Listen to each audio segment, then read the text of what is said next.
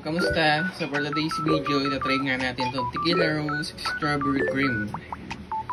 So ayan. Strawberry cream liqueur with a splash of tequila.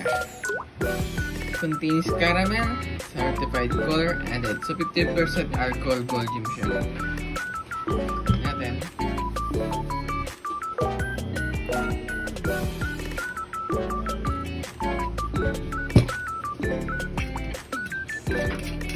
Ganito yung kulay niya.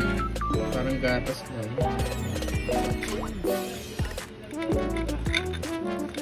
Let's try. So, cheers.